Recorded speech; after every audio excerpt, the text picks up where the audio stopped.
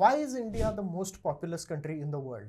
India? I thought that was China. Not anymore. This year we overtook them. We are number 1 now. Oh, that's because India is the land of Kama Sutra. We just love making babies. Not at all true. I mean, the whole world enjoys sex. Okay, so that can't be the reason.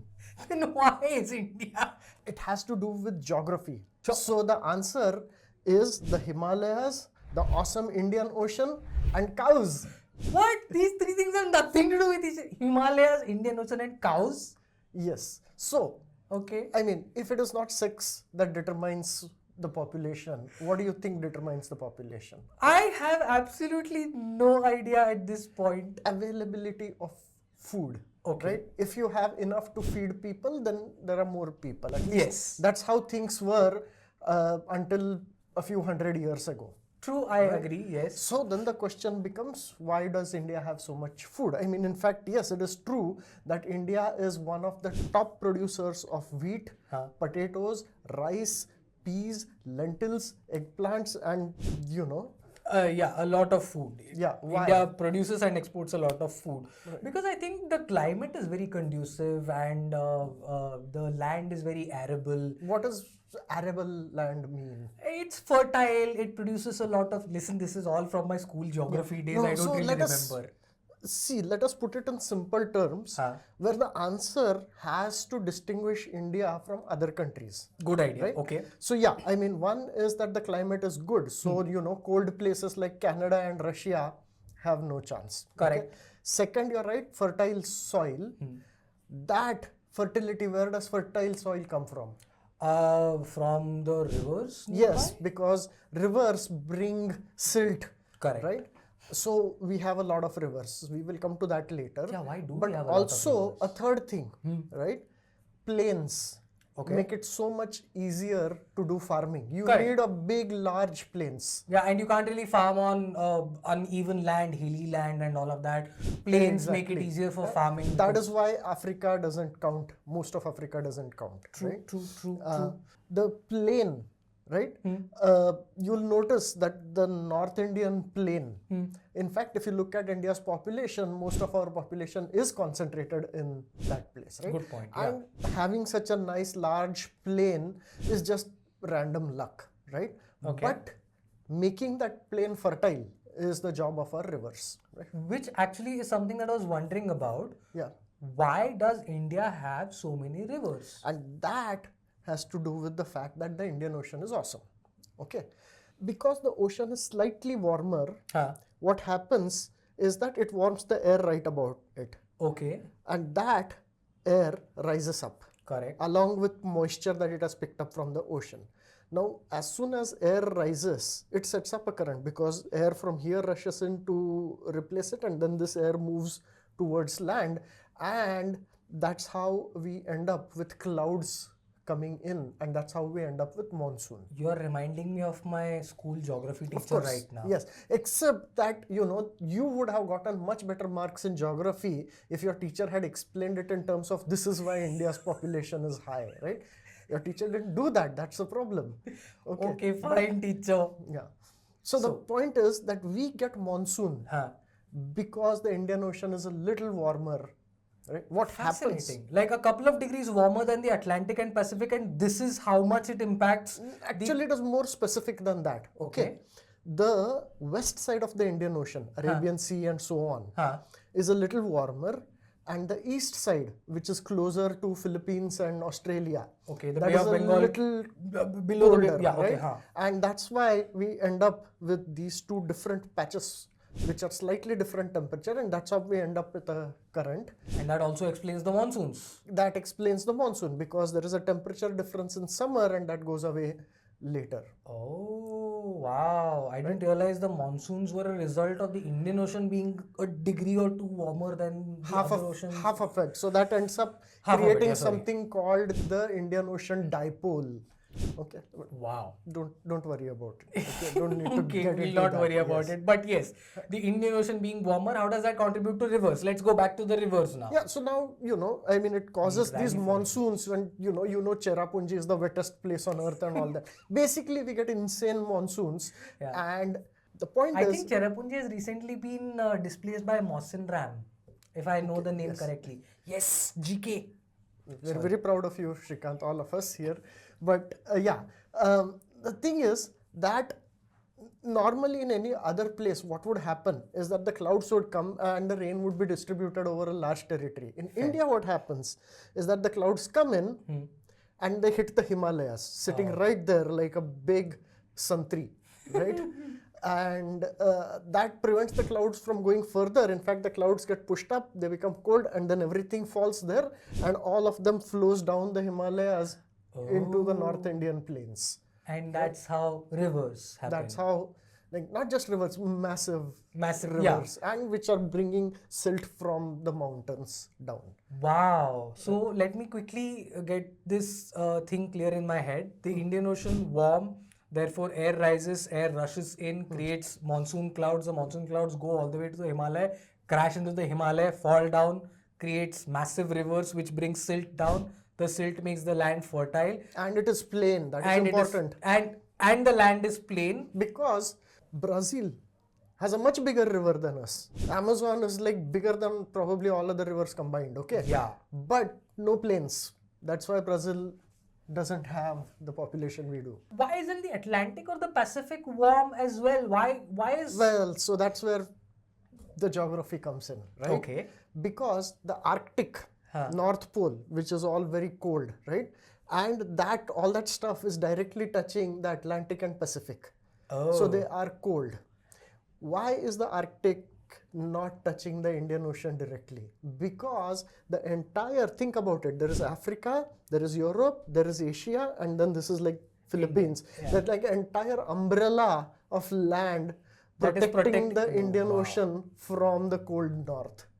I would have never thought geography would be this interesting. It gets more interesting. Think about it, right? We have this umbrella, and there is one break in the umbrella where Philippines and Australia, between them, there is a gap. Yeah. So cold water from there comes in and it cools up just that part of the Indian Ocean. And that's how we end up with a dipole. Wow. If that part, if there wasn't a gap there, very likely India's population would be much lower. But hold on, you mentioned something about cows. Yes. Where do cows come into the picture? So let's ask this question, right? That why isn't, say, America the most populous country, right? Yes. They also have large plains, larger than India, in fact. Much, right? yeah. And they have a good amount of rivers, Mississippi, okay? Yeah. Problem is cows. Okay. Okay. So, I mean, before Columbus discovered the American continents, right? For 10,000 years of farming, Europe, Asia, Africa, we had bulls to do our farming for us. The Americas did not have cows. Okay. In fact, Americas did not have any large domesticable animals. And as a result, they couldn't do farming as efficiently as we could do farming. Okay. Interesting. Okay. I didn't know America didn't have cows, cattle for the longest period of time.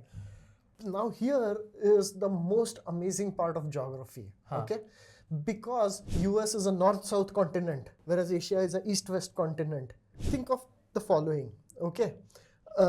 Farming was invented in Iran, okay? Then it slowly shifted towards Afghanistan and then India and then Indian continent and then it came to Europe and Now here is the thing about farming, okay? Places which are roughly at the same latitude have similar climate, which means similar crops can grow and the techniques for farming them will be similar. Yes. When you change the latitude, you have to come up with new technology. Correct. Right? Because the same tricks don't work. Yeah. So because Asia, I mean Asia plus Europe is just one continent. I mean we don't have to give the Europeans this much bow. So it's called Eurasia technically. Yeah. So Asia is left-right, right? Any technique invented somewhere quickly shifts to the left and to the right, and that's how farming just all new techniques, all new crops, all new methods of improving the yield per hectare. True. All of them spread very quickly. Now imagine you're in America, right? From all the way Alaska all the way down to Argentina. Yeah. Anything that gets invented somewhere goes a little bit to the left and right, and that's it, khatam. Yeah. Right? If you have to go a little down to Midwest, same thing doesn't work. You go further down to Texas, same thing doesn't work. You go further down to Mexico, it doesn't work. It just, and all of this further made worse by the fact that they don't have cows. Okay. Right? So that is why the shape of the continent pretty much decided that they will not be populous and we will be populous. You know, this puts a very different spin to "Gaay hamari mata hai, humko Yes, kuch nahi aata hai." absolutely. Yes. But jokes. Watch this channel, then humko kuch nahi aata hai, that part can be fixed. Yeah, but "Gaay will still be hamari mata hai." Yes. So what you're saying is warm oceans, lots of rivers, lots of plain land is what is necessary to increase the population of a country. And cows and east-west geography. And cows and east-west geography. But is there no other country in the world except India that has this? Well, so let's take the example of Ukraine. Okay. It has flat plains, lovely plains, great number of rivers, and of course it's in Asia. So it has the cows and the east-west geography, right? Ukraine. But Ukraine is neither the most populous country nor is it a prosperous country. Do you know why? I was just going to ask you that why isn't Ukraine the most populous country instead? Because it's just plain everywhere. Okay. Can you tell me what the problem with that is? Everything spreads out? Everything goes... I don't know. It's all just think about it. This Ukraine sitting here, suddenly Genghis Khan comes from here, attacks them, takes away everything they have. No natural defenses. Then after a little while they relax and then they start building up their farms again. Suddenly the Vikings come from here, attack them, take everything away. You know, Vikings, Goths, Greeks, Romans, Ottomans, Huns, just anybody comes and just beats them up and takes stuff away. Why doesn't that happen to India? The mighty Himalayas. We are, you know, protected by ocean from here and the Himalayas from there. Geography. If Ukraine had Himalayas or something like the Himalayas, it would be the most populous country in the world instead. But because it doesn't, it got constantly attacked and constantly robbed of all natural resources, etc., etc. Why is China equally populous? What is it about China that gives it so much population? Well, I mean, if you look at the geography, some of those things are there. Okay. It does have large plains, okay? It does have natural defenses, right? The desert and some mountains and so on. But you're missing the most important thing. The question is wrong. China's area is 3 times the size of India. So until China has 4.5 billion population, you can't ask why isn't it as populous as India? Because it's technically not as It is like populous. 1/3 as populous as India, okay? Pretty much geography is destiny, okay? Or used to be until a few hundred years ago. I'm so glad you didn't say geography is history. Well, geography is history also, right? I keep giving him these ideas and then they backfire on me. So I'm 100% sure that one of our next episodes is going to be geography is history. Well, we will do geography is history, right? We will talk about how things changed in the last 500 years and why suddenly US, which had so many disadvantages, no cows, now its disadvantages have become the advantages and things like that, right? But basically what I want to say about today's episode is geography is very important, geography is fascinating, and simple things like the shape of the continent can determine so many things about how the world is made up and how the history, why the certain wars happened in certain ways and so on, right? Okay, I wish Naveen was my geography teacher when I was back in school, but he wasn't teaching back then. He is teaching now, which I'm very glad about. And if this has piqued your curiosity in geography, then you should check out another episode related to geography that we recently did, which was about geo-guessing. Fascinating episode. And one more thing. Oh, there is, okay.